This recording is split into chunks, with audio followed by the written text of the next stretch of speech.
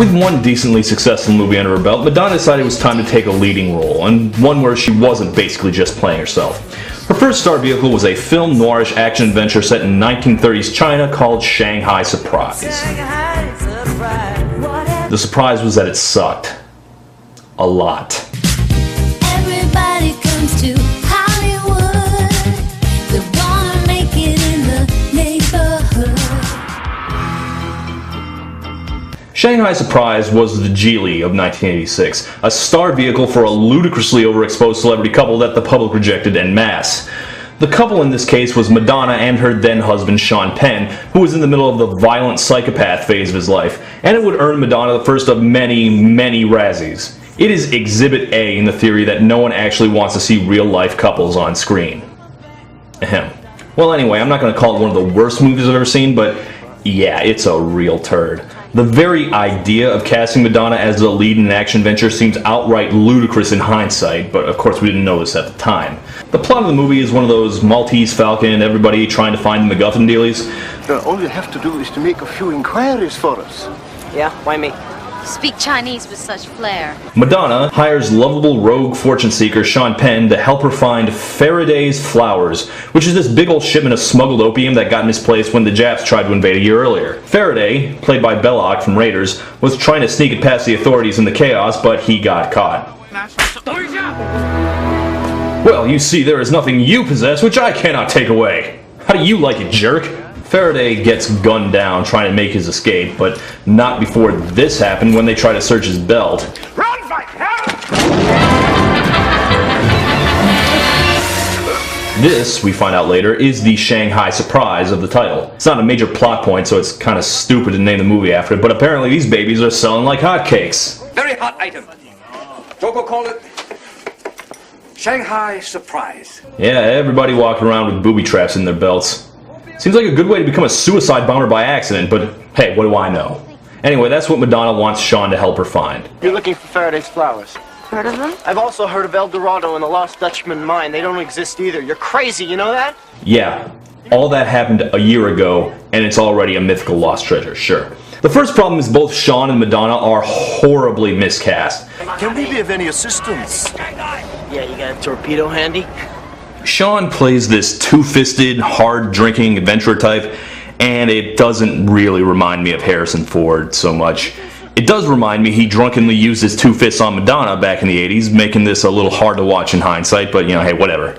Now, Sean Penn is one of the great living actors, but mostly for his dramatic intensity. Roguish charm is not a card in his deck. How'd you like to come in the shadows with me and have a beat, baby? So basically what you get is Sean trying and failing to be Kurt Russell. Why does everybody get their peckers in a vice when you mention Wu Chen Chu? Call this movie Big Trouble in Actual China, I guess. But that's nowhere near as bad as casting Madonna as, no joke, a missionary. They're flippant, facetious, and I suspect sorely lacking in moral fiber. An uptight, prudish, bleeding heart missionary. Loan me 10 cents, man, will you? I'm dry as a bone. Absolutely not. I do not approve of drinking. To put it lightly, this role is a little beyond Madonna's range. In every scene, she acts like Madonna, she talks like Madonna, and she looks like Madonna. Yeah, I've never seen a missionary wear that much hairspray and makeup, but hey, what do I know? It's degrading to use your fellow man as a beast of burden. She is so goddamn bad that I legitimately expected to find out her character was only pretending to be a missionary the whole time. And that's only partly Madonna's fault. I expected to swerve mostly because her motivation makes no goddamn sense. Mr. Wazy, at this very moment, tens of thousands of courageous soldiers are suffering agonizing pain because of a terrible shortage of morphine. And you got that? She runs a veterans hospital, and she wants to find the opium so that she can use it for medical purposes. I have no idea how scarce morphine was during the Sino-Japanese War, but there had to be an easier way to get it than searching for a mythical lost shipment of illegal drugs. This is like hunting down the Ark of the Covenant because you need a doorstop. And look, it's a shipment of drugs that's probably worth a fortune. You wouldn't think it'd be hard to understand why everyone would be looking at it, but I couldn't make sense of any of the dozens of characters or their motivations. There's a fat guy, a concubine of some sort, a poor man's Peter Lorre. I mean, who is this guy? What does he want? That's a good question, Sean. I have no idea. Oh, and I forgot to mention the Chinese guy from the first scene, who has since become the world's lamest Bond villain, No Hands.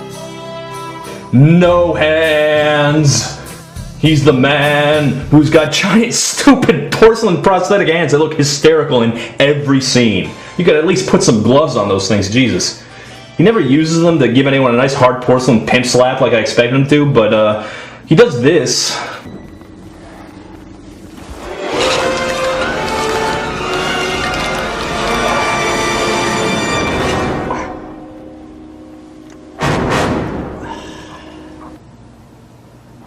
Ow. That really hurt. I'm gonna have a lump there, you idiot. Around the midway point, the movie becomes such a colossal clusterfuck that by the end of it, I had no idea what was going on. There's a guy who wants to sell Madonna an insurance policy for her armpits. Seriously? And then he dumps them in a vat of fish. And at some point, it turns out the opium was actually jewels? I can't believe that Faraday's flowers was merely a bunch of jewels. Look, don't ask me, I didn't follow this movie at all, so let me just share some of my favorite scenes. They meet this guy who's like this American culture fanboy, like a weeaboo in reverse. So in exchange for some information, Sean Penn offers to teach him a new baseball pitch. Yeah, better than the fastball, the curveball, or the screwball, it's the poorly animated green screen ball.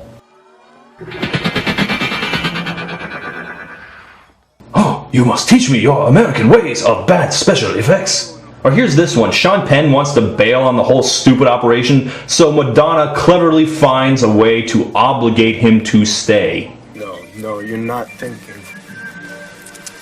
You're bluffing, Stella. I'm merely placing you under the obligation to continue helping me. Yes, that's right. She's going to get him in the missionary position, so to speak.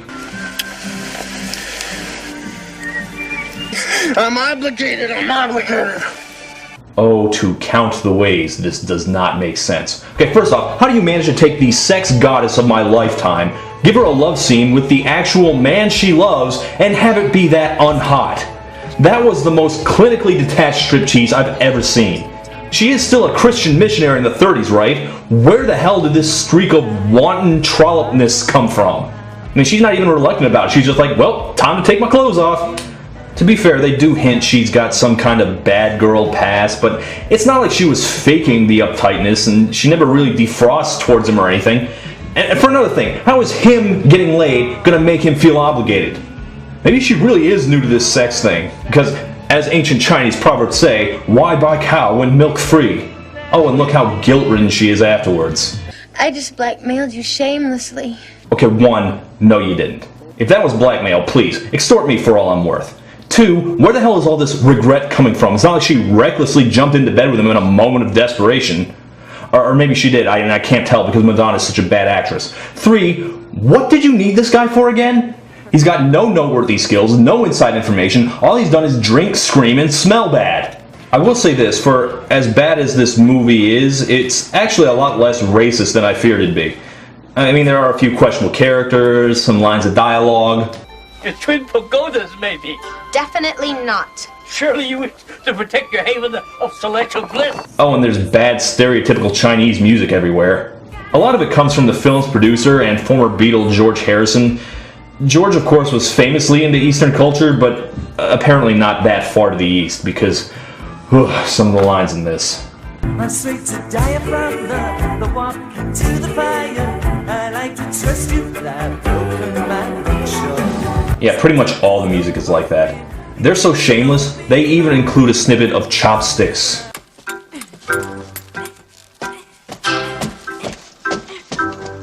Yeah, maybe I can knock it free.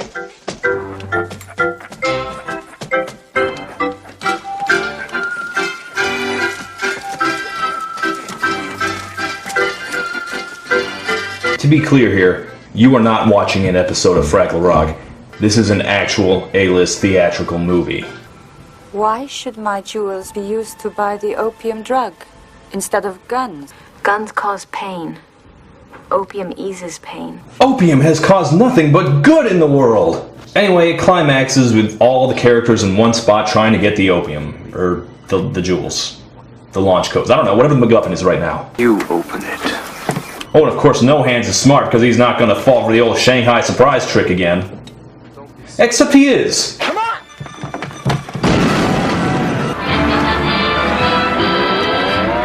Apparently at some point Sean Penn invented the delayed fuse Shanghai Surprise. They're not going to explain that.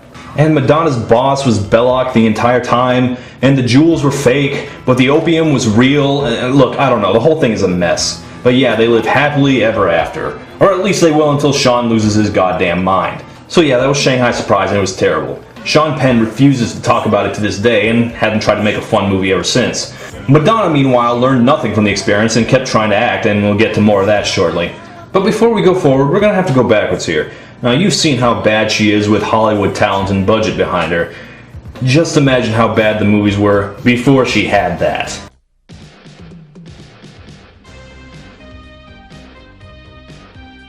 I'm not sure what's in your eyes.